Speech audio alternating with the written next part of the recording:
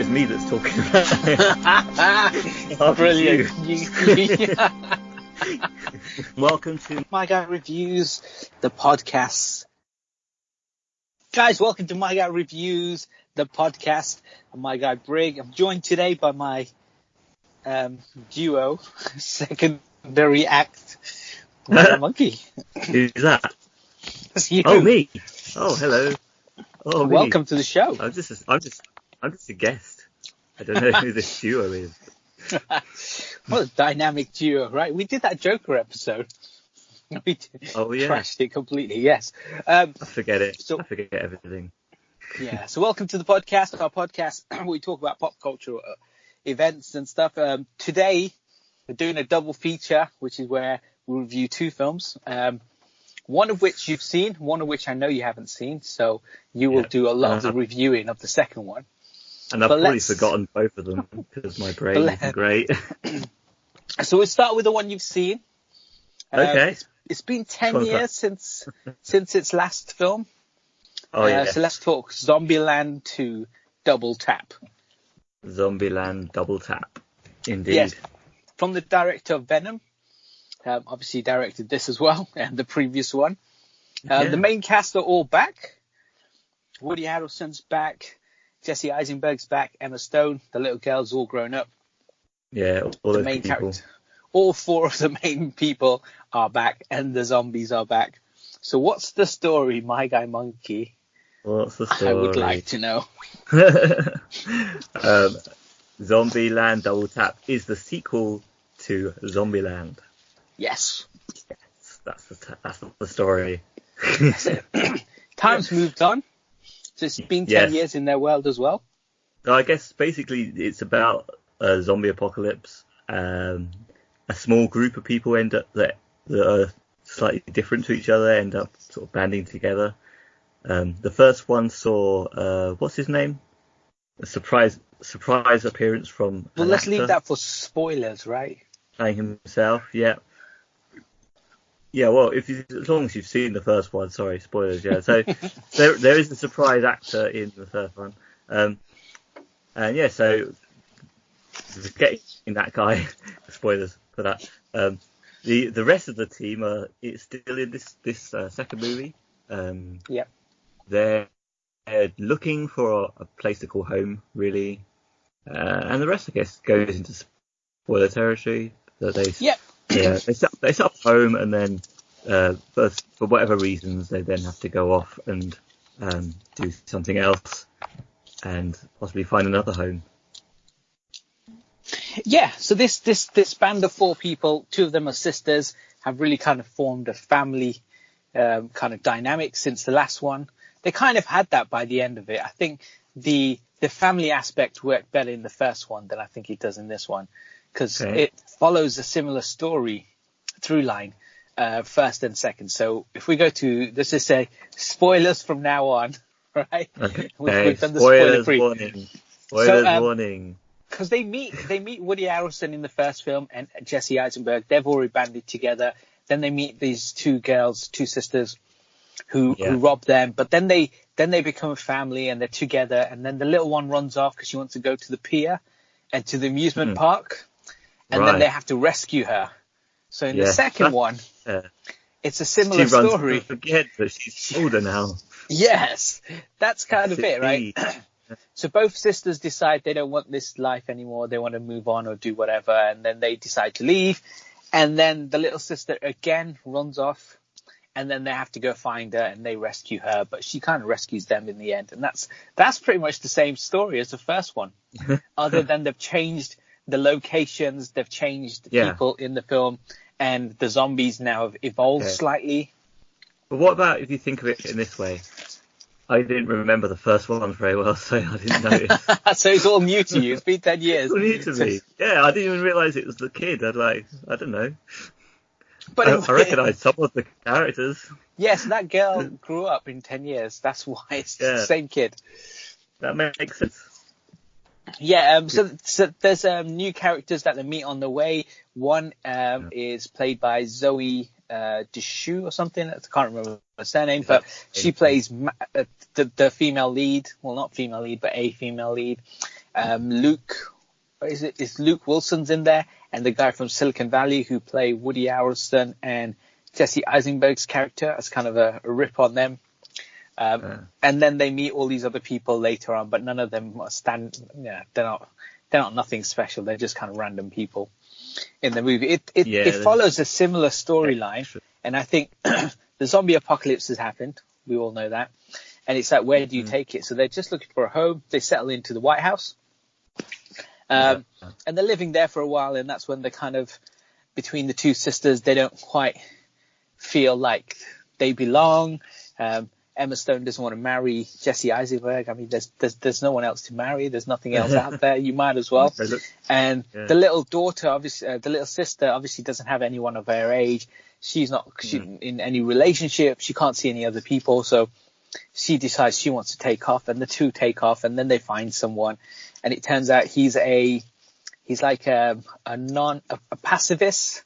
So the complete opposite to Woody Harrelson, born and raised in the same state or city, whatever it was, but they are completely the opposite kind of people. And they found a place. What's that place that they got to in the end? I don't remember what it's called. Haven? Yeah, but Haven of some sort. But it's a non-violent place, so they take all your weapons, they melt them down, and there's nothing there basically. But they will somehow move. You can tell it's an idiot move. I know, especially when there's zombies outside. Leave them at the door. Yeah. I mean, because you've still got the threat of zombies literally outside of your building and stuff. And then, there's the big finale down there. And there's I think because it's a similar story. I didn't enjoy it as much. I think the first time around it was new, it was a bit more fresh, and it's quite enjoyable. Second time, you still have his rules that fly up on the screen every so often. Yeah. That was my favourite thing about it, I think, was the rules. And then the other guy from Silicon Valley has his rule book as well, and they got them at different numbers, and then they reworded it as well, which is quite cool because the chances of there being similar people like themselves out there, it's a big, massive possibility. This is at Graceland when they want to go to see Elvis. It's just a rip-off of the Shaun of the Dead moment. It is, it straight in the trailer as well, where they meet the exact clones of themselves. Yeah.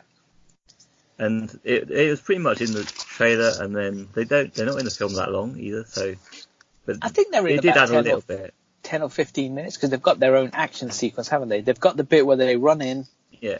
They mow over the car. They then have the chat and they talk about the numbers. They have a drink and stuff, and then they get raided by the zombies, and that's kind of their big action sequence thing. Okay, the problem with that as well is they've made it this far, these guys, just like these other guys have, and yet they're stupid enough to go out and get bitten. Yes, I thought the same thing. I mean, if your house is safe enough, just climb to the roof of your house and shoot them from there. Yeah. Use the sniper rifle. If they can handle it hand to hand, that's fine, but clearly they couldn't. Maybe they were showing bravado or something because their twins were there. Yeah, and I think because they had a similar moment where they were getting into the RV, and remember when they tried to get into the RV, all the zombies came out because the alarm went off. And I think it looks better as a spectacle in the movie to have this random act happen when the smart money would be you've got a zombie apocalypse, there's zombies outside for whatever reason. Your house is safe or the building you're in is safe. So why not just make it so you can climb to the roof from the inside of your house and then just pick them up or from an upstairs window? Yeah. Because zombies can't climb yet. They're not evolved to jump and climb. So you can go to the upstairs window then shoot them down. The new kind might be able to do that by now because they do introduce a new kind of zombie, don't they? Which is a thinker. T-800. The T-800, which is quite appropriate. Comes out around the same time as Terminator. So. Yeah, but like when George A. Romero did his Land of the Dead, he had his zombies evolve to the point where they were thinking and they were more clever. These guys are still the same dumb zombies 10 years later. Some obviously are faster. Some he referred to as ninja. These different categories he gave them, but they're still zombies. They weren't anything. But for some reason, they hadn't evolved to that level. But they The T-800s took a lot more. You had to keep shooting them several times before they went down. Yeah, they were hard to kill. Yeah, other than that, it's the same thing. It's the same virus. It's the same everything. Except it's bigger action sequences, because the bit at the RV is a big point of the film. The bit at Graceland, that's a bit, and then obviously the ending is quite spectacular kind of ending as well. Yeah. So if you're a fan of Elvis, they do go to Graceland. They do, yeah. Enjoy. Enjoy. Woody Harrelson does some good. He does some good impersonation of Elvis as well. He's quite good. Okay. Yeah. And then spoilers. So then we're still in spoilers, and then you have a post-credit scene which does have the famous cameo. You want to break that down? Yeah, I was disappointed by that, really. What's his name? I forget his name. Bill Murray. Bill Murray, there you go. I love, the amazing and famous Bill Murray, depending on your taste. Not famous enough if you can't remember him. Yeah, it's just the names. I can't remember names. Bill Murray, who got killed in the first one, spoilers. Because he was killed in the first one, they gave him a cameo at the end after the end credits. Yeah. But I was disappointed. I would like to have seen him meet up with the guys, or maybe do something, or at least see more of him. Yeah, I know he's dead, but this is a prequel showing of him. But I would like to have seen more than just what they showed, which was literally just him being an action hero, sort of going and killing everything just as the zombie outbreak is starting. Well, it's a good idea having the zombie outbreak starting and him sort of his involvement as it all started, but it was just an action sequence. So yeah, I quite liked it. I thought it was because you can't put a sequel moment, a prequel moment in, because they met at his house in the last film, and then he died by the end of the house meet. So there is no interaction he has with the characters other than that. I still think they could have done something. Unless if he was trying to get a signature, or he's a fan in the background, one of the characters were, then that would work. But otherwise, no, you can't really bring them into that scenario. Is there any other kind of things that we missed out in terms of the story? It's a pretty straightforward story. They get to the big haven at the end, and then as they're driving up there, Woody realizes there's all these T-800 zombies about to attack them. So they get into the haven, and they have no weapons. So they have to come up with a smart way of kind of diffusing the whole situation. And then he just runs at the very end, and he jumps off, and he holds on to this digger thing. Can't remember, crane. Sorry, run off the end. They just keep following him, don't they? They're not that smart then. Those ones. No. And it turns out she had a gun all the time. I'm sure there's supposed to be some that are supposed to be smart though. They said there was one kind. Is that the ninjas that are supposed to be smart? So that they should be able to do. You think they're all a bit smart, because even if you're a ninja and you're quiet, that takes a lot of work. And the three that he kind of explained at the very start of the film, they all seem like they were a little bit smarter. But when you see them later on in the film, it felt like the intelligence had disappeared, and they were just kind of convenient. And they were just literally we're coming to this thing, and we're going to just do this thing, and we'll follow all the other zombies because they jumped off the cliff. Rather convenient. But I have to say, I enjoyed the movie. Yeah. So, did you enjoy the movie? Not as much as the first one. And I think my problem with it is just it felt like the story-wise there's too much retreading. If they'd come up with a different idea, but still somehow managed to do the same thing, road trip and everything else, but a different idea, then it wouldn't be... I won't feel like it's the same as the first, because the two sisters disappear. The sister goes to the theme park in the first one. They have to rescue her. This one, she goes to this haven where all these people are living with no weapons, and they have to rescue her at the end. So those elements were too similar. Then the new girl, she was good, but other than that, there's nothing really. And seeing the two, but that was in the trailer. So seeing the same versions of them, we'd already seen before. So it would have been nice if maybe for some reason they had to get from one place to another, so had to do a bigger road trip for whatever reason. And they all stayed together as a family throughout. They didn't have to, so their sisters go off again. And maybe they're doing a road trip to Jesse's house or something, because he's found where that his brother's living. I don't know, just making this stuff up. So they head off in that direction. And in doing so, because that's the end goal, but then they have to take a detour because, I don't know, Woody finds a message to say go to the Twinkie factory again, you know. So they end up going there, and then whatever happens, but then, you know, the end goal is still there, so they're all together the whole time. Maybe, I don't know. But it's still a fun movie. It was over a week ago since I've seen it, and I remember something else that I did like about it. They actually find another survivor as well in the shopping mall. Yeah, that's I quite like that character. Yeah, Madison, yeah. I liked the character, although she was used for comic relief for how sort of a dumb blonde sort of style she was. But I don't think she was that dumb. She was she's a survivor. Exactly. She made it. It's just the way she talks. So it's kind of weird that people laugh at it, but it's obviously supposed to be funny. But I like that character. She's pretty cool. Yeah, because there's talk of doing a spin-off with her. I don't know how that would work, but it's the film's very self-referential, and it has references to movies, because she talked about Dawn of the Dead.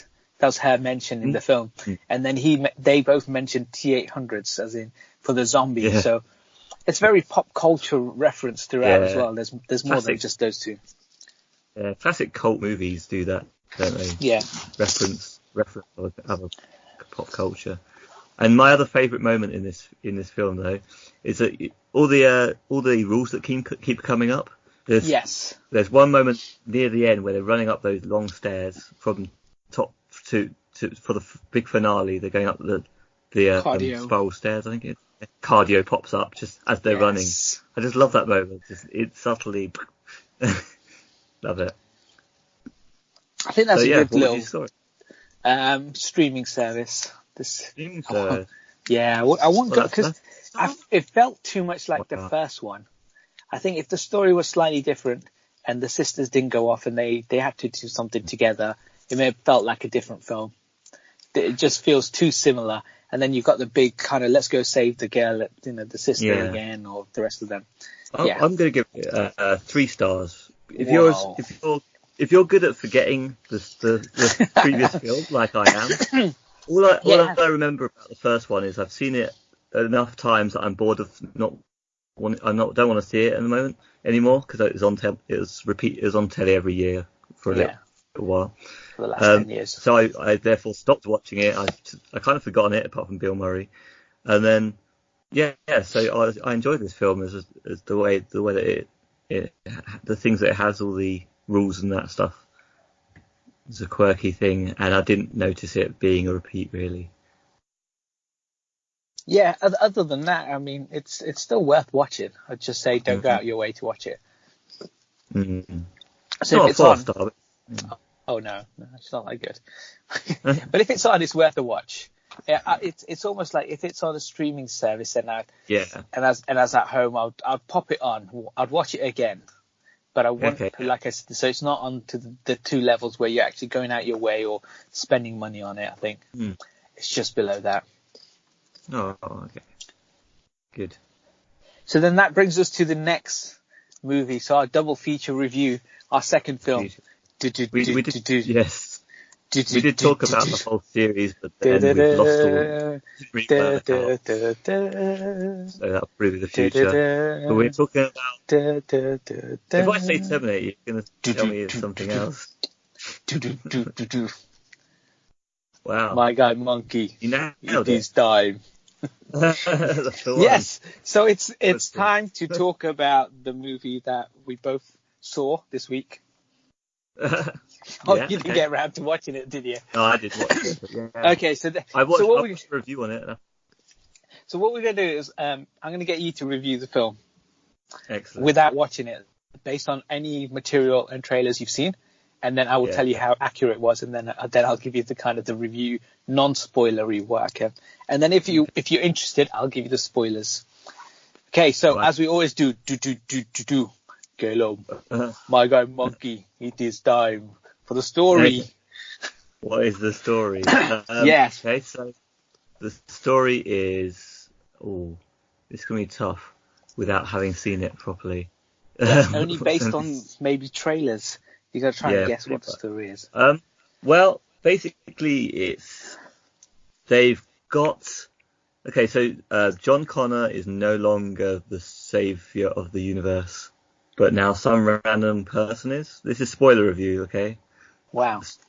So some other spoiler. random person.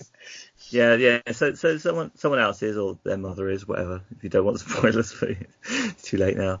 So yeah, they're just basically having to save this other girl now, and then it's all kind of good up to until the point when Terminator and Sarah Connor turn up, an actual badass, and then it's kind of like downhill from there.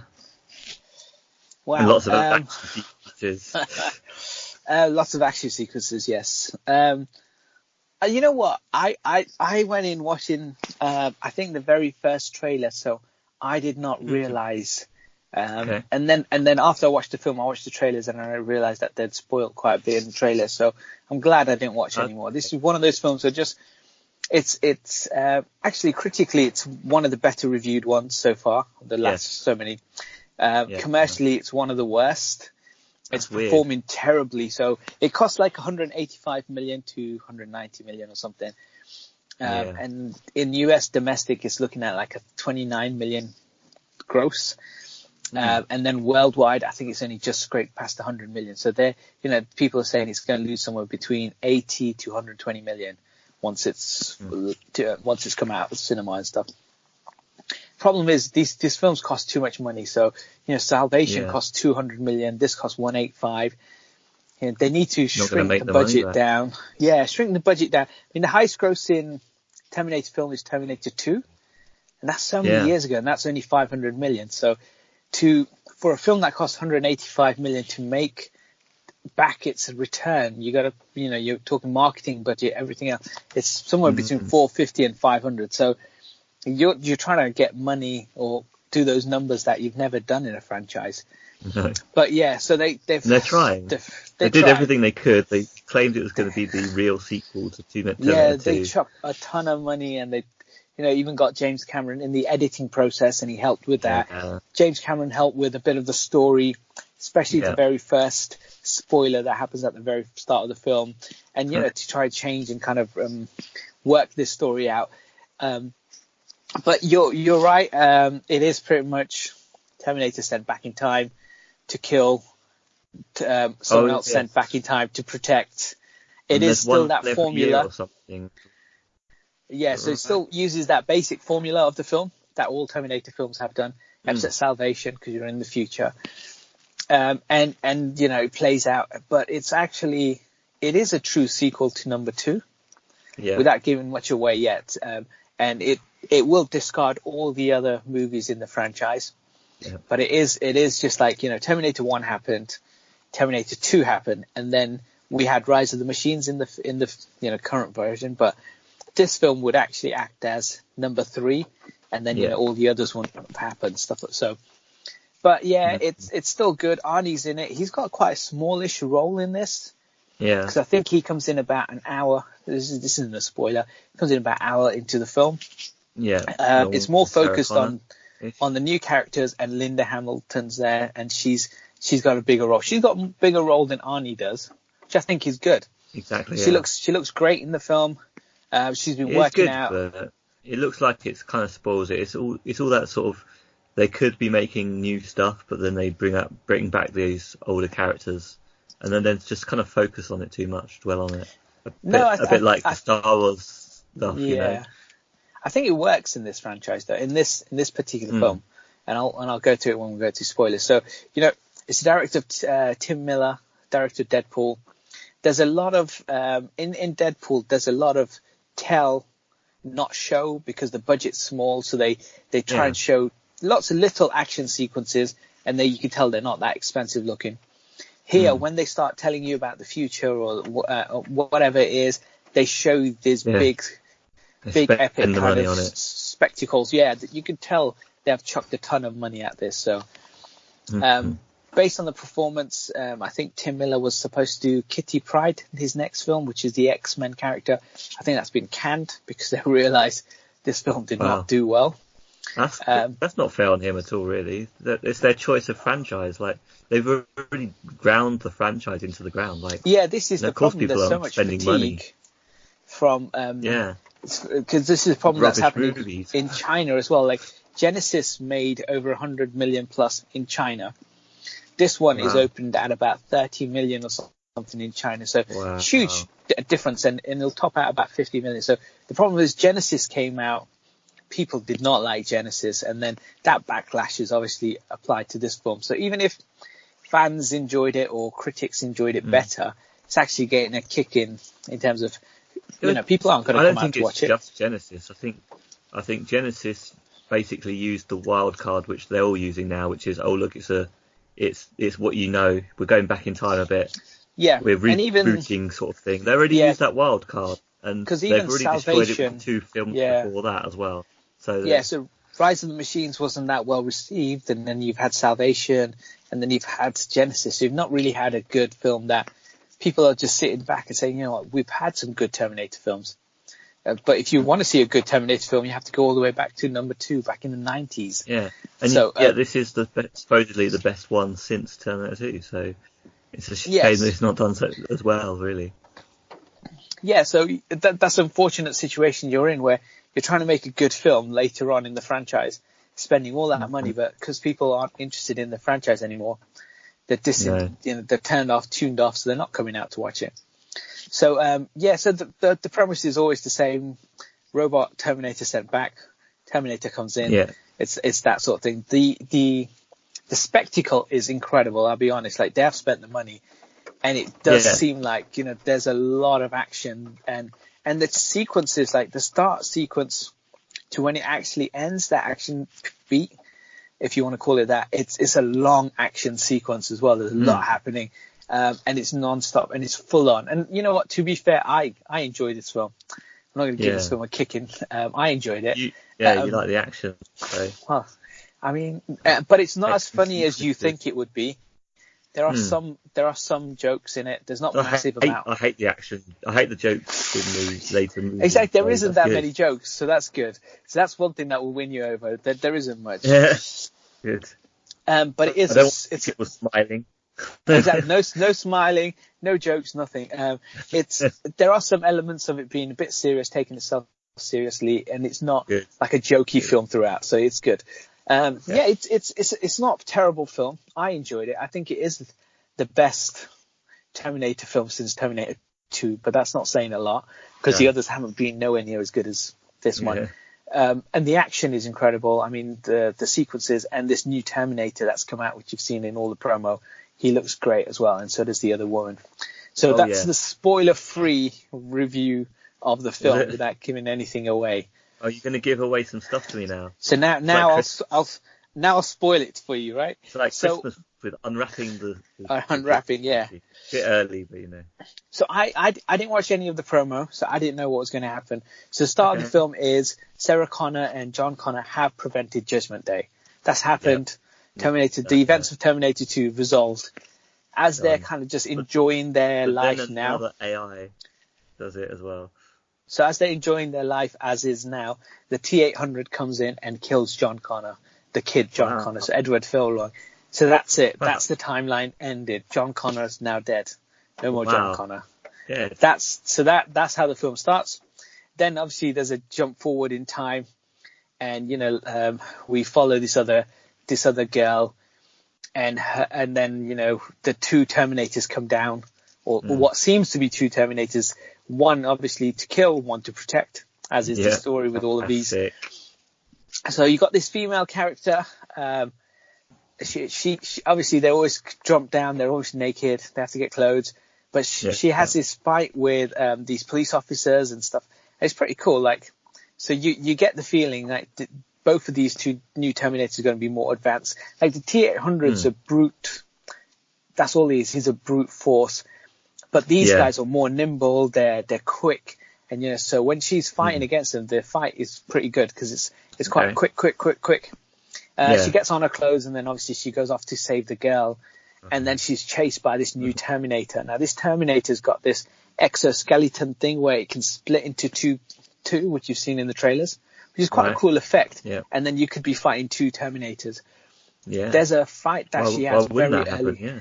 Awesome. She's got this fight very early on where she got the hammer and she's hammering the new Terminator, and all of that looks amazing. And then there's the big chase sequence, and then Linda Hamilton turns up on the freeway. We don't know how and why she turns up yet, but she turns up and then she's kind of involved in the action. And she's a Terminator hunter now. She is the Terminator. Wow, all right, you're spoiling the film. How do you know so much about this film? I know. I know. Have you seen this? Yeah. I haven't seen it. I haven't. Are you sure? I've just seen a couple of clips. Okay, because I hadn't seen any of this. And I didn't to get a good idea. Yeah, so I hadn't seen any of this, and I was just watching it, and I was quite into it. Then she turns up. Yeah, she's been Terminator hunting for a number of years now. And then, they find out that the person who's come to rescue her, the female, the Terminator thing, she's not really a Terminator. She's just an advanced human. So basically in the future, they're advanced soldiers. So they can kind of enhanced. Yeah. And so that's what she is. That's what I mean. Like when I watched the trailer, that was explained to me in the trailer. So the twist is gone. Linda Hamilton is a Terminator hunter. All that stuff was shown in the trailer. And she says, we stopped Judgment Day, but I hadn't seen any of that. So for me, it was. I think I saw that as well. So watching the film was much better because I didn't know any of that. So I was just putting it together. So it was good for me. I think if you watch the trailers, it does ruin the film because then all those bits that are kind of explained throughout the film are just shown to you on a 2-minute, 3-minute trailer, which is annoying. So don't watch the trailers. Also, it's too late because you've just watched this review. Well, we told you spoiler alert.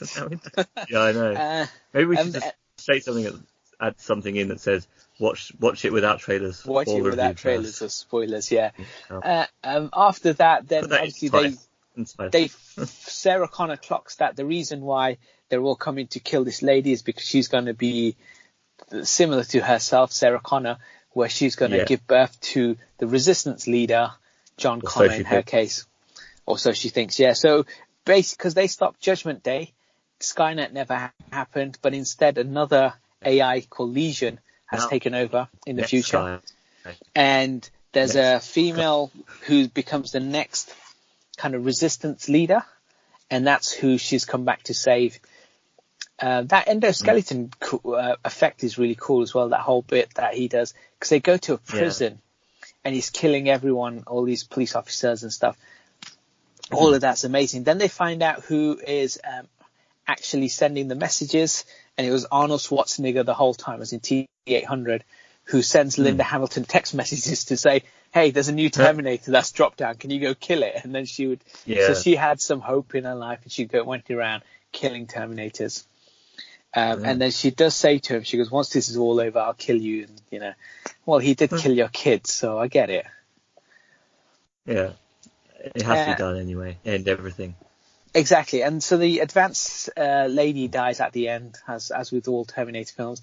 Arnie dies again, as in all Terminator films, and so does the other. So the two main female leads kind of ride off into the sunset, and it's kind of shown out that the Mexican girl that they're trying to save, she becomes the resistance leader, and she rescues the little girl who turns out to be the advanced kind of person in the future, and she sends her back in time to protect her because she's aware that they're sending Legion is sending these robots really back good. in time. I like that.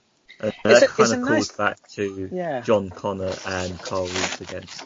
Yeah, but it's not about having anyone to have a baby. It's not about kind of like they will spawn the resistance. That girl is the resistance leader, and she's the one who gets everyone together, and they're the ones who defeat the new Skynet, aka Legion now. Yeah, next Sky. The next Skynet, Skynet. Skynet 2. Sky Basket. Sky Basket, yeah. I enjoyed this film. I have to say, I liked it. Excellent. There's a lot of action. I didn't like the very end action sequence in the plane because it's kind of hard to understand what was kind of going on. And they could have just had it on. They could have had that anywhere. They could have had it in a building. They could have had a fight wherever. So all of that would have been fine. But he's cool. to the next level. He's got to be. flight, because a plane. he brings in drones. So like as with any kind of like AI now, you would just basically tap into CCTV and you'd kind of do that. And he did that. And I like that he uses what we have currently to try and infiltrate and find out where they are. And once he does, he gets drone attacks. So he turns up there and he's, so he's relentless and he's resourceful, which is cool. Excellent. I'm sold. I might actually watch it now. You know what? It is a good film. Like, it's not hilarious throughout, which I know you hate. It's actually a good, solid action film. And you know what? The trailers annoyingly just give too much away. And they've done it again, Terminator. You need to just do trailers where you show some of the action, but don't tell us everyone involved. Need so some mystery. To get the money though, so it still didn't even make the money back. So maybe mystery would have made them more money. Yeah, I think it would have. Yeah, because I think the stuff that it did show makes it look a bit poor. Like it turned me off. So you've actually made me a bit more interested in the movie now. And I'm going to guess that based on the fact it's action, you're going to go for 4 stars. Watch it in the cinema. Watch it in the cinema. That's right. All right. Yeah. Yes. I would have given it 3, watching the streaming service, but because the film's doing no money, go watch it in the cinema. Help. You can't watch out. a big action movie on a small screen. You need to watch it in the cinema. It is worth watching. If you don't watch it in the cinema, watch it on streaming service, buy it on DVD or whatever. It is really good. Really good. Yeah. Excellent. I was looking at maybe a 2-star, having not seen it, but you've stretched me up to a 3-star. I may have to check it out now. And I did almost watch it yesterday, but then I had a lasagna instead. So it's the same thing. It's the same. It's nice. You're taking your lasagna to the cinema. Yes, I should have done. Yeah. It's good because Arnie's role isn't that big in the film, and he's not front and center. Linda Hamilton's role is big, but again, she gets some action beats, but you could tell because she feels like she's been in this world long enough. She feels like she's kind of, been around for a while, been doing this thing. So it's good that way that they really tap into those things and they showcase that in the film. But the chemistry between the characters as well is good. Like you could tell when she saw Arnie later on, she's got that look about that she hates him and she can't wait to kill him and stuff. So it's good that they've worked on all these other aspects as well of the film. It's not just chuck some people in. The clips that I've seen, it grates me, the acting for that stuff for some reason. So I hope it works better on the screen, like you say it seems to do. So yeah, there is an Arnie twist in here as well. He's got a family. Has he? Yes. How did he have a family? So this is where he gets a bit like, okay, so he killed John Connor, so there's no John Connor in the future. But obviously Skynet doesn't exist either because they stopped Judgment Day. So he's now just grown old in the normal world, and then he finds this lady, and she was from an abusive background, and then he takes her in and her son, and then helps them, and he sells drapes for a living. He sells drapes. Yeah, and they explain it like, how did she not realize like you're this robot thing? And he goes, she needed some companion, she needed the help, and I was there, and I could feed the baby, and I could look after them and stuff. Because that's how reality works. It doesn't matter what your personality is. It doesn't matter if you're a robot. People just need each other. Yeah, I liked all of that. I think it's good. It's worth watching. Yeah, definitely.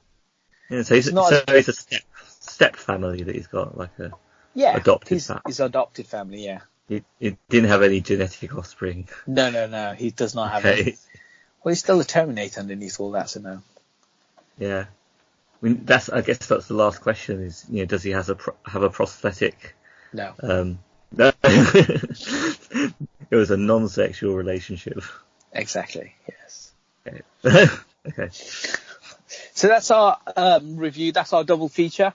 We'll take a little double feature grindhouse. Yes, we'll be back, as Arnie would say, and we'll be back with our segments. Okay. And we're back. That was cool. Hello. That was nice. Hi. So we did our little review of the two films. Now we do our first segment. What's the segment, my guy Monkey? Well, I wonder if you've watched an episode of South Park. So, oh my gosh, you watched South Park? You best it. Have you? I watched 2 episodes. You've watched 2 episodes. Excellent. As is our standard. So the first episode is I can't remember the title, but when Mr. Garrison goes to get a nose job. Okay. Yeah. Do you remember this one? Yeah. Does he end up looking like David Hasselhoff? Yes, he does. That's the one. Brilliant. Yes. And so he quits work, and they get a supply teacher. Mm. So there's a couple of subplots to this, right? Do you remember any of this other than the nose job? I'm not sure about the supply teacher unless it's the gay character with the bondage gear. Is he turn up already? No, it's not him. Or is he He's in the next season, I think, later on. I can't remember his name now. It's a female teacher called Ellen. Okay. Voiced by Natasha Henstridge from the movie Species. So he goes off to get this nose job. They get a supply teacher. As you said, he looks like David Hasselhoff, and all the women want to be with him. And he then thinks he'll quit. He'll quit working in the school, and he'll become a full-time David Hasselhoff lookalike because everyone wants to be like David Hasselhoff. And then there's too much stress and too much kind of baggage that comes with that, so he reverts back to himself and becomes a teacher at the end. But in the meantime, you have the new teacher. Is it Ellen the Siren? Or is that another episode I'm thinking of? That might be another episode. She's just a normal teacher. She comes to school and all the boys are infatuated with her. Oh, yeah. Okay. To the point where even Stan is kind of really into her, and she offers the kids an incentive, like if whoever scores the highest in the test can have dinner on her. Wow. With her or on her? With her. Well, she says on her at the end, which I thought was quite funny. And then Chef meets her, and he's obviously going to try and seduce her the chef way. Cool. The kids are going to be jealous of that. Yeah, so he's unsuccessful, and then he comes back and tells the boys that she's a lesbian.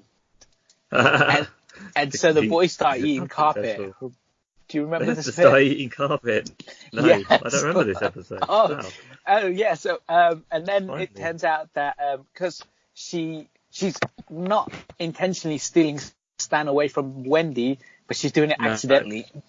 That Wendy threatens her, and then she hires militants to come and kidnap her, and then shoot her up into the sun. Wow, extreme. Don't mess with Wendy Testerberger. That's right. That's the very end. Yeah, she does. I remember that. It's another great episode.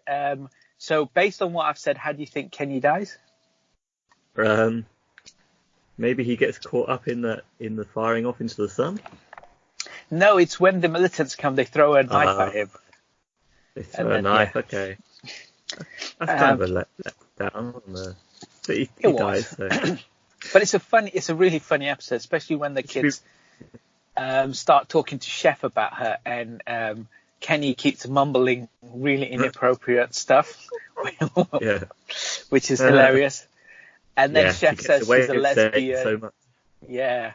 And then and then you have the whole side plot of the kids trying to all become lesbians.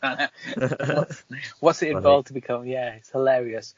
It's another good episode. So what's the rating on this one? I'm surprised you didn't remember any of it, or just David Hasselhoff stuff. I don't remember much of it. So I'm going to have to give it a 2 stars because I can't remember enough of it. Yeah. It's a really, it's a fun episode. Streaming service. Watch on streaming, yes. The next episode I saw was a Barbara Streisand episode. Yes, Mega Streisand. That's right, yeah. That's all I can remember about it. But I remember Mega Streisand. She turns into, I guess she's a robot. Yes, at the end. She does, yeah. So they find they find a piece of like a little triangle thing when they went to do an archaeology dig. Yeah. So it starts off, and they're doing this archaeology dig, and That's right. Pip and Cartman find like a spearhead, a little tiny one, and then Cartman goes, I can't remember what it's called again. Did he say wham, bam, shoo you Wham for Shambo. it? That's it. That's where Yeah. this came from. I didn't It's know hilarious. The first time this turned up. Yes, I love that episode. And then he just wham kicks Shambo Pip. you for it. Yeah, kicks Pip in the balls. Hilarious. And So then we they explain quickly what Wham Shambo is, as he keeps explaining it. You should, because you're doing a review. Well, yeah. First of all, I'll kick you in the nuts, and then you kick me in the nuts, and the last one standing gets to keep whatever it is. I think. Yes, and it's exactly that. Yeah. He always explains it and then starts by kicking the nuts. Yes. But then I think eventually by the end, someone does it first to him, and then he loses out. Yes. I can't remember, but yeah. Yeah, that's exactly what happens. Yeah, so he kicks Pip in the balls. Pip doesn't get back up, and then he doesn't even want that spearhead anyway. Chucks it back on the floor, and then they're doing a bit more digging, and he finds the triangle, which is what some sort of ancient thing that was kind of thrown down. And Barbara Streisand's got one end of it. If she puts the two together, she becomes Megazord Barbara Streisand. And then Kyle picks it up.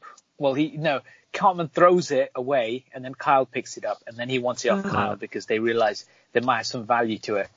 Yeah, and he's like, I found it, but he threw it away. Typical Cartman. Yeah, and then he threatens to play the same game with Kyle, but Kyle's not interested and runs off. Why is that?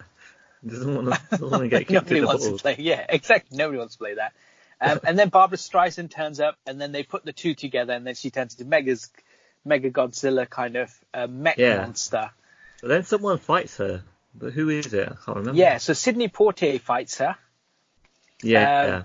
This other guy fights her, and I can't remember his name, but maybe he's not the famous. And then this guy from The Cure fights her right at the very end. Oh, yeah. And he turns into like more of a Mothra kind of character. Yeah, awesome. So it's a great throwback to kind of old Godzilla movies where you've got Barbara Streisand plays the mech Godzilla once he turns into that. The guy from The Cure is Mothra, and they have a little fight at the end, and he punches her in the nose, and then the thing comes out, the triangles, and it's another great episode. There are the good thing about this, because these pop culture references are so old. They're still relevant. They're not just like Godzilla's been around for ages. So when she turns into Mech Godzilla, that's still a reference from, I don't know, maybe the 80s or 70s or something, or whatever it was. Although 90s. At the time, Power Rangers was very big as well. Yeah. So when she puts the Zords together, so it's got elements of lots of little things put together in another great episode. So what's your star rating? And then, the very end is when the guy from The Cure tells Eric Cartman. He kicks him. It's hilarious. Excellent. Well, that brings it up a little bit, but I can't really remember it very well, so it's I guess it's still 2 stars. You can still watch it on streaming service, but I don't know how funny it is. How funny would you say it was for the whole episode? I think is it worth watching? Yeah. I think because I haven't seen these in. Maybe I've seen season 1 once, maybe twice at the most. So for me, there's a lot of references and a lot of bits that made me laugh. There's even Officer Bob Brady turns up, and he's down to his usual self because he's forgetful and doesn't know where anything is. And she turns around to the camera and says, "Oh, that police officer's too clever. He knows too much." It's little jokes that I just love. Yeah. And so it's a good episode. I think the first season is definitely a strong season. There's only one more episode, so next week I'll do an end of season episode, and then we'll just wrap the whole. And then season 2's on there, but let's finish season 1 first. Yeah. So I have to say, looking back, if you haven't seen them in a while, go back and watch them.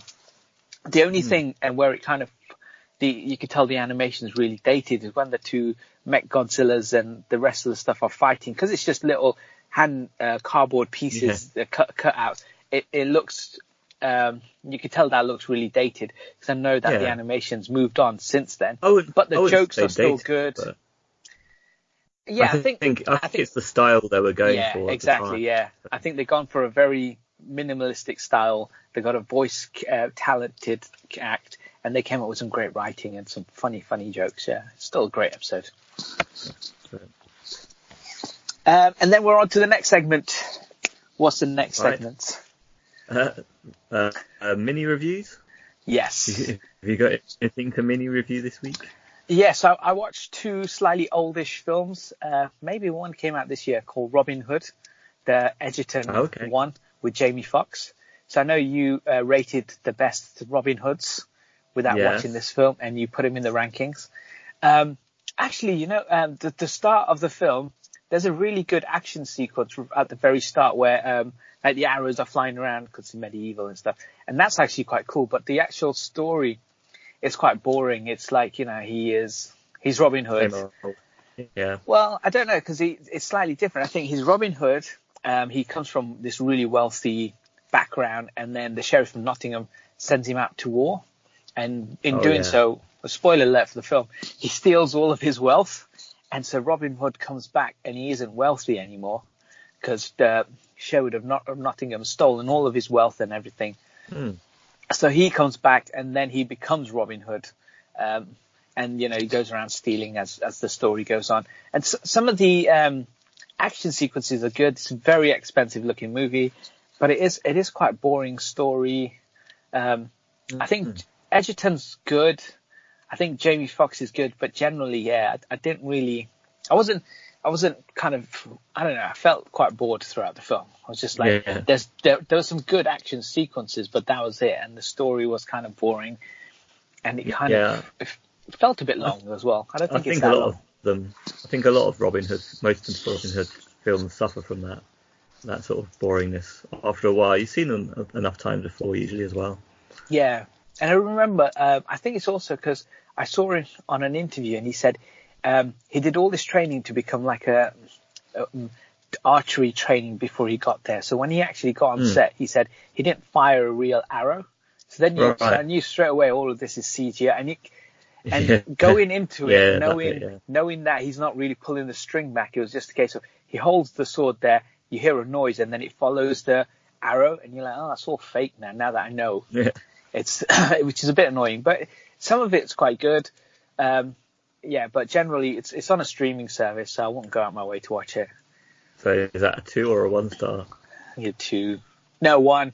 Forget about it. There. Forget about it. Don't waste your time. Yeah, don't waste your time on this one. I also watched a film that came out last year. It's still on streaming. Tomb Raider. Did you watch this when it came out? Is there a new one? It came out last year. The one with Alicia Wakan, whatever her name is from Ex Machina. I watched this one. No. Okay, well it's on Netflix, I think. Anyway, it's all right. I mean, it's not great. I mean, the tomb raiding actually doesn't happen till maybe the last half an hour of the film. It's the journey to get to the tomb to do the raiding. Right. The actual some of the sequences look really bad CGI'd as well. Like you can see it in the trailer. Like she's jumping onto this platform, and the platform's crumbling as well. And you can tell it's kind of CGI-y. Some of it is quite good, but a lot of it's because it's not practical effects. It's not that good. I think also once you build a tomb and you go inside the tomb and you want things to happen, there's these riddles and these things they have to try and resolve. Yeah. There's a bit of tension, or they're trying to build tension, but I was just kind of like, I was watching and I was like, there's no stakes in this. There's no one, because it didn't feel like there was any stakes in it until the very end when they raid the tomb and they get the gold out or whatever it is. I won't give spoilers for that bit. Until then, that's kind of Dora, like... Yeah. I did watch Dora the Explorer. That's close enough. You did, yeah. Yeah. But there's a really good cycle sequence early on. Like she's on a bike and she's being chased by these guys, and it's through London, and it looks really good. So they've tried to do different kind of action sequences here. They're not car related. There's not guns related. She uses bow and arrow in this film, and then you get to the new rebooted sort of Tomb Raider. So it's none of that gun stuff in this one. It's fine. It's a streaming service movie. It's not a category. That's a 2 stars. That's not bad. Yeah, it's on streaming. Watch it on streaming. Yeah, I will watch it at some point because I find video game adaptation movies interesting. Yeah. But quite often they are bad. So sometimes it's nice to find ones that are okay.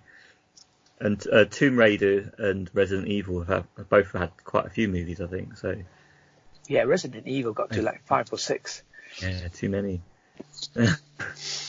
And then I've just finished watching Power. So Power is a TV show that's now on a mid-season break. So next episodes will come in January, but we got to the end of this final season's mid-season finale, and it's left on a cliffhanger. Excellent. So Power's a story about this drug dealer in New York who then wants to go legit, and he then owns like a nightclub and starts to build a portfolio of legitimate businesses to try and, get out that. And then he's got his friends who are still in the game and keep dragging him back in there and stuff. It's been about 6 seasons of this show. Wow. You need to learn to say no. You know what? It's yeah, but there's other things as well that he's done in between as well. There are times where he's obviously deep into the game. He's doing the drug dealing and stuff, and then it's his character kind of growing and developing over the years. So it's then slowly coming out of that, trying to go legit. So I just summarized that in like 1 minute. What would be a couple of seasons worth of work? But yeah, it's been good. It ends on a cliffhanger. Spoiler alert. At the very end, as in a lot of TV shows, they always try and point to something happening, and then you got to wait till January or whenever it is to try and resolve that. So by the end of by the end of the season, they've made it so there's so many potential prime suspects, they seem to be converging to a similar sort of point, and then at the very end, we don't see which one of them or any of them do anything. We then just hear a gunshot. And then you see the main protagonist, Ghost, James Patrick, just falling down. So it's typical in a lot of these films or TV shows where there'll be a murder or there'll be something. You have all these suspects throughout the season. Yeah. And they do it in soaps as well. It's so irritating. And then what you'll find is when the season starts up again, it was none of them. It was just the most random person who you weren't thinking about, but obviously had beef with him. So yeah, but I'm still invested in the show, and I do like the show, so I will watch the next season. This season, you could tell it's wrapping up because it's been a lot more. They're trying to wrap up loose ends, and it feels like it's a final season because they're trying to resolve a lot of potential character arcs, a lot of outstanding issues and questions that happened earlier on in the seasons are being resolved now. So this is the final, and it feels like a final season, kind of like there's going to be a conclusion to this all. So it's good. Yes, we like conclusions. We don't like it going on forever. Yes. Make it finite so I can watch it. Yeah, exactly. Make it end. Just out of interest, do you know what the next South Park episode is that's coming up? Do you have any idea? Do you remember? The season finale? No. I don't remember. Because I think there might be a mystery coming up in that one, or it might be at the end of the next season. Oh yes, it's Cartman's mum's. I've given it away. Yes, you have. Yeah. Who's Cartman's dad? That's what it is. Yeah, that's right. Yeah. So it might be. I'm not sure. That is the season finale. Yeah, absolutely right. I remember they it's that, didn't they? Season finale. Yeah.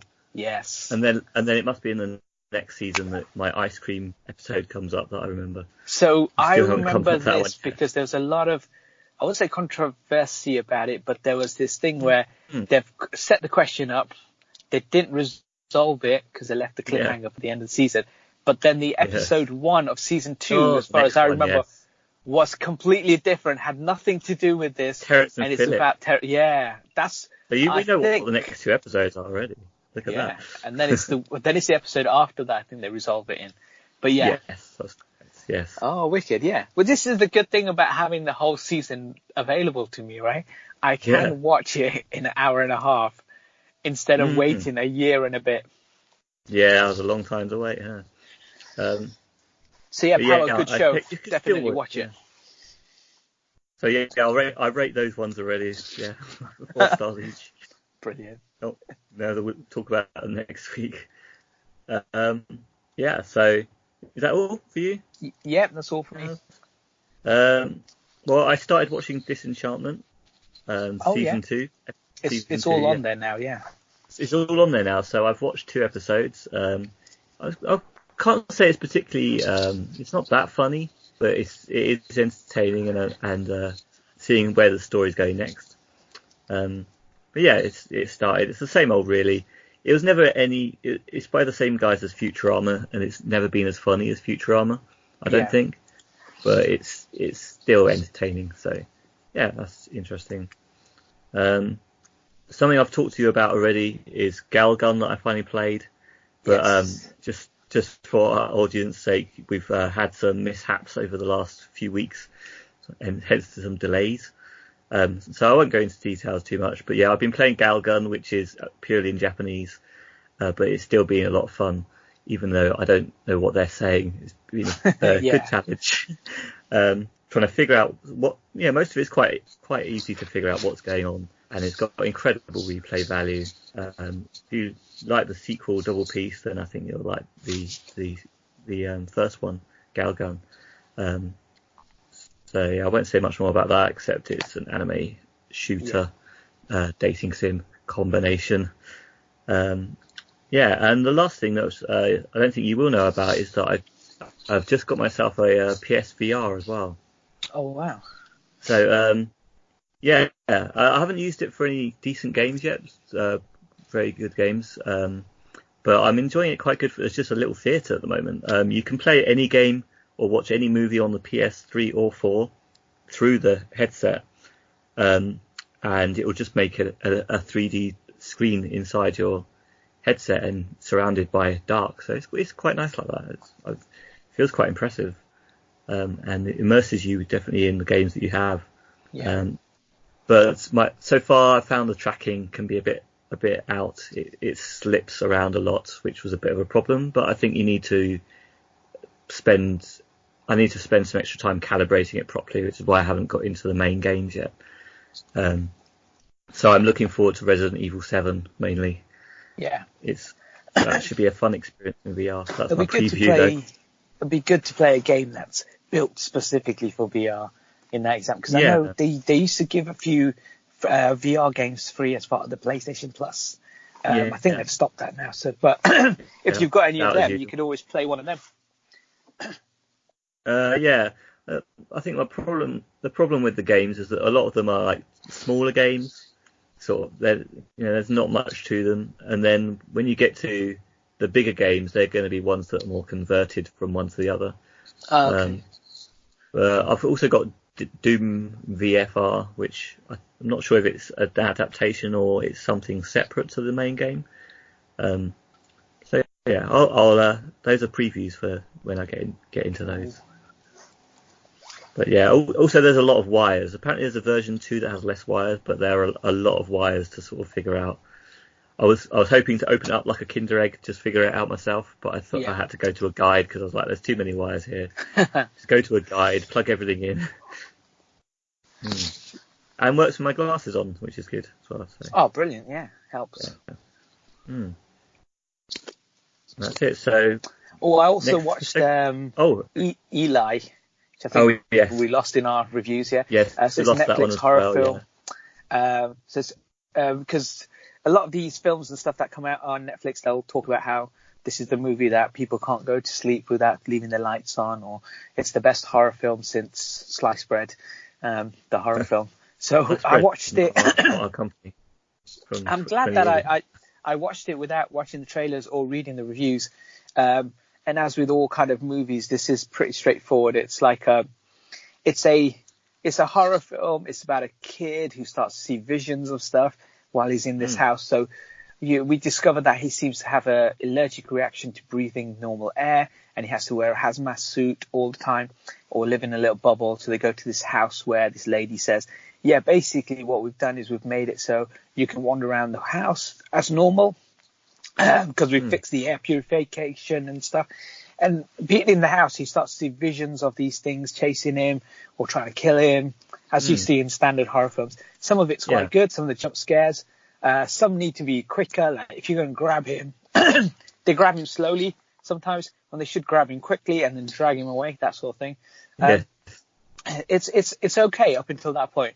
And then it comes to the kind of ending. And I have my opinion on it, and then I'll talk about other people's, because I quite enjoyed the ending of the film. Yeah, I've heard good things about the ending since you told me as well. Yeah, so a lot of times the movie builds up, and then for some people the film ending isn't satisfying. For me, the film built up, and I was satisfied with the ending. I thought, yeah, that's a good ending. I like that. But then I've been reading reviews, and it's half and half, I think, almost, where some people saying, yeah, the ending is just kind of like, oh, they've tried something here and it didn't work. And some people saying, I really enjoyed that. Personally, it's just go in to watch the film. Don't read anything into it. Don't watch anything. Just go watch the film and then make that decision for yourself. I actually enjoyed this one. This isn't the worst Netflix film. I mean, In the Tall Grass is rubbish compared to this. So there's been some terrible films they've churned out recently, but this is actually quite good. Definitely worth watching. Yeah. Again, that's opinion, because I've seen people quite enjoy the Tall Grass since we talked about it as well. So those people are wrong. Does split opinion. Well, yeah, obviously you're right. Yeah, exactly. I mean, Tall Grass is a terrible film. I mean, I'm happy to back down on other films, except for Happy Day Murders. Always. Oh, there you go. That's a good film. That's a terrible. That's a forget about it movie. Okay, and the Tall brilliant. Grass. It's got flaws. Yeah. No, we've talked about this 3 times before, I think. So it's the worst film ever. It's good. No, not the worst film ever. It's a terrible film. Your favourite actress just ruins it. No, it's not her fault. No, it's all There's a time and a place to talk about this film, and it's not now. No, time. Well, every week we'll argue about it. Every week, yeah.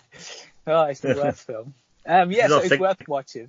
I'm gonna have my own segment now. You have your South Park segment. I'm gonna have. Yes. Let's talk about Happy Day Murders or whatever it's called. Happy Time Murders. You can't even remember the name. That's how bad it is. And it's so good I didn't even remember the name. It's terrible. But this is much better than that. You know, this if you compare, like, in my opinion, Tall Grass to this, Tall Grass's ending is fine. The whole film is all right. Not much happens, but I think this one has more things going for it. So streaming service. Watch on streaming service. Okay, I've got one more review thing then. That actually, when I got the PSVR, I got an aim controller with it, and I just want to talk about that quickly. It's basically a move that's in a nice shape of a gun. It has all the controls on it that you need for playing PS4 and PS3 games. But I basically, as you might be able to tell, I've done everything with the PSVR except what you're supposed to do with it, and I did the same thing with the aim. So I tried to use it as a normal move controller on the PS3. Didn't work. Doesn't do a thing. I tried it on the PS4 with a normal game that has some motion control with the controller. Didn't work at all. Didn't do anything. So far, my experience with the aim hasn't been great. It's not just. I think it's quite useful to know that it's not compatible with other stuff as well as it should be. Because it should just be. It's basically a move that's been swapped around a bit, so it should work for other things, but it doesn't. But obviously there are games that are made specifically to utilise it. But yeah, it's a shame that you can't use it for those other things. But when I get round to playing Doom VFR, I'll let you know if it is actually good on a game that's compatible with it. Yeah. So yeah. Previews? Are we ready for previews? Yeah. Yes? Excellent. Yes. Okay, well, we can start. Last week in our Lost episode that's gone already, we mentioned that PSN was about to announce their next their next 3 games, and they are now out, released. So Neo has come out and Outlast 2. Neo is supposed to be a bit Dark Soulsy, as far as I know. I don't really know much about this games really, but. And yes, that's what I've heard as well. Because we've got very different views on the masterpiece that is Bloodborne. I love those games. I'm just bad at them. I'm not good enough. And a lot of people are saying like Neon is similar to that, and I think I will play that game only initially, and then I'll see if it's compelling. Yeah. Because I think I love Bloodborne because it was, for me personally, it was just one of those games where I find it satisfying. Once you've mastered certain skill sets, that it's a difficult game and it's difficult to play. But once you've mastered your skill sets and you know when to dodge and when to come back in and stuff, and you know, working out those strategies, it's actually it's not as difficult as you think. And also, you can always call for help as well in the game. You've got a lot of co-op options. I never did that. You see, I never called for help, and I spent all my mastery time mastering the map, sort of wanting to look at all the nooks and crannies of the map. So perhaps I didn't approach it the right way. Yeah, you should explore the map, but there are certain areas that they intentionally leave a character in the corner, for example, who is too strong for that area, and there's nothing rewarding behind that character. So it's just that he's there. So later on in the game, you could come back and you could go down that corridor and beat him and then take whatever. But there's still no need because there's nothing behind him. But the game is. I don't know much about that, so I will. I'll play Neon, definitely. Neo. Yes. It seems like a bit of a poor man's Dark Souls. It's probably a little bit less perfect than those things, but I think I might. If it's any easier, then I'll enjoy it. So I would like to give it a go. Yeah. There's another game that people have been talking about this week that's come out. I don't know if you know about this one. It's called Death Stranding. No, I've not heard. Okay, so Hideo Kojima, the head of the Metal Gear Solid series, left the company, made his own company, and this was his first game. Wow. It's apparently an amazing looking game, but some people are calling it, amazing looking and all that stuff, and absorbing, all that sort of thing. But some people are calling it a mailman simulator, where you're literally moving things around the whole time, like literally just delivery quests all the time. Yeah. So it's an interesting one to look into. Maybe when it's a bit cheaper. I don't like paying full price. Yeah, I think it's one of those things where if you're going to invest that kind of money, you need to be really straight away wowed by the film, the trailer or the gameplay or something in there that's going to get you. Because I know Call of Duty's coming out soon. There's a hardcore bunch of fans who just wait for the next Call of Duty, like myself, the next FIFA game or Borderlands, whatever it is. So they're the or Fallout. Yeah, I think there's a lot of Metal Gear Solid fans that have gone out and brought this straight away. Yeah. Because of Hideo Kojima. So, yeah, I'm not that big a fan. I enjoy the games, but I'm not. I was never into them. And I never had the first one. I only played demos. I think that's why. Yeah. Anything out for you to preview? I think that so the PlayStation Plus. I think next. So we'll get to the end of the season finale for South Park for next week. Oh yeah. Watch the next. I won't watch the next 2 episodes until after. So we'll only do the one, so we can finish off the season, and then do the next ones. And in terms of kind of like previews, the next thing, I think I talked about watching the first episode of Swamp Thing. So I'll give you a better preview of that next week when I kind of have seen a couple more episodes. Right. Still working on that one. Yeah, so the first episode is really good, really, really strong, solid. Yeah. And it's a TV show that got cancelled, which is a shame. But who knows? If enough people watch it, maybe there's another one. Demand it. Exactly. Social media. You never know. It's one of those things where it's a show that unfortunately got cancelled before it even finished airing, just kind of 1 or 2 episodes in. You're saying it's like a horror. Like it's really got some horror elements, which is interesting. Yeah. Which is, it's worth it was worth something that you don't get to see much. I think they've taken a different stab of it, and I enjoyed it. I think the budget is the problem that they had. It's just cost them too much money, and they didn't recoup that money in tax incentives. So, yeah, I'll watch a couple more episodes, and then I'll do like a bit of a review of it.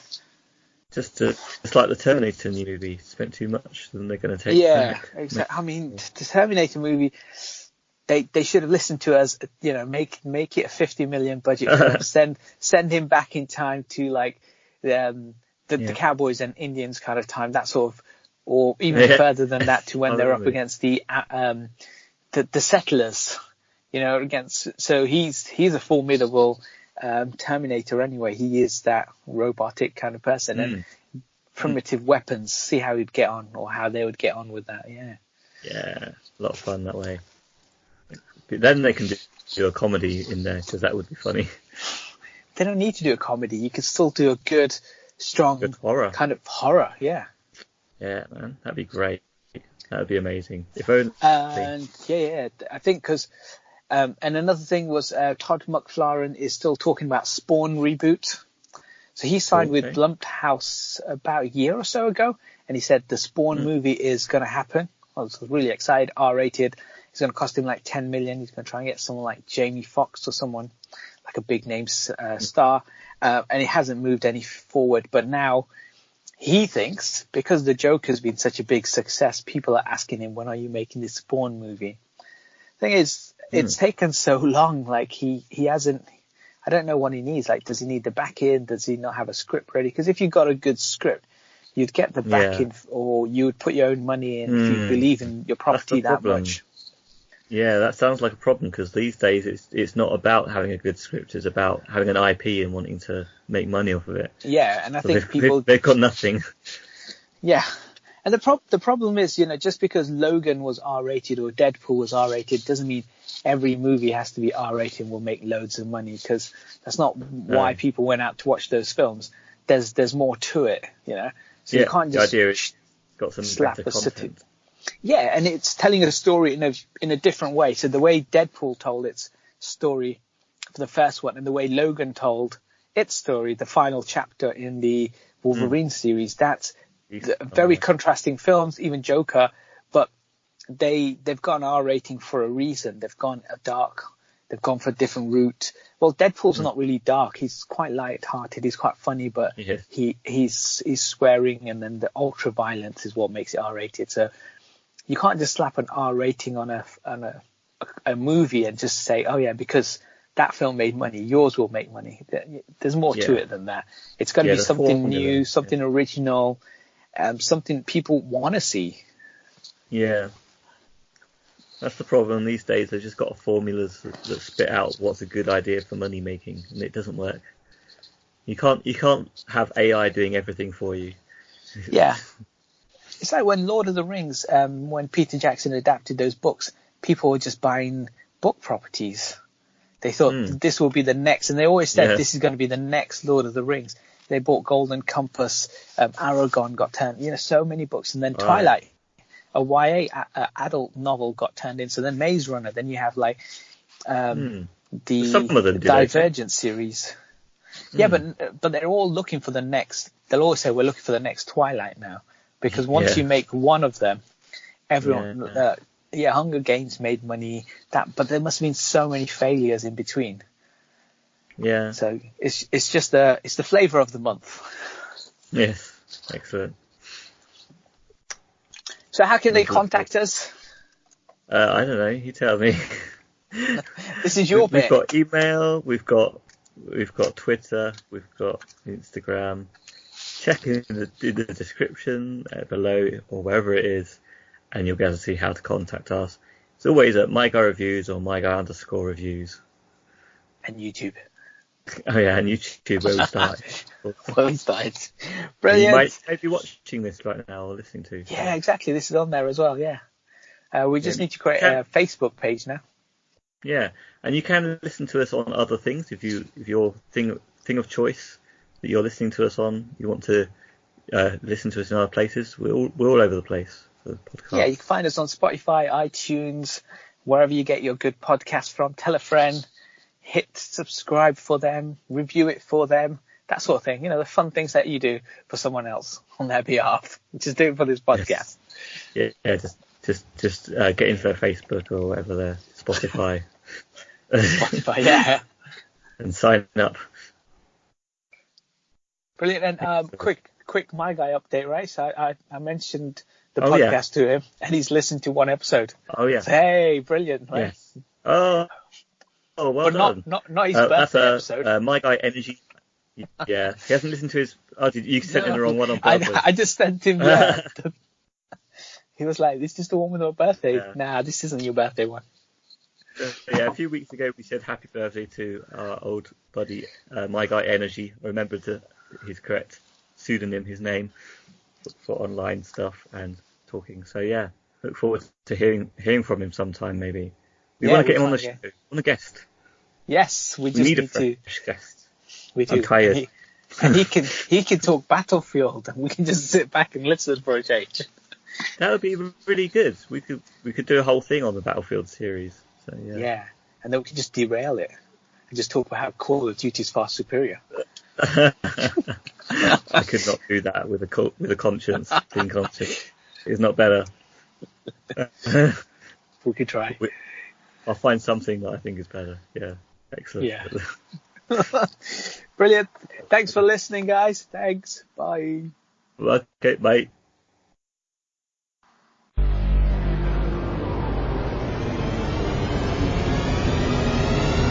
No, it's me that's talking about it. Brilliant. My Guy reviews the podcasts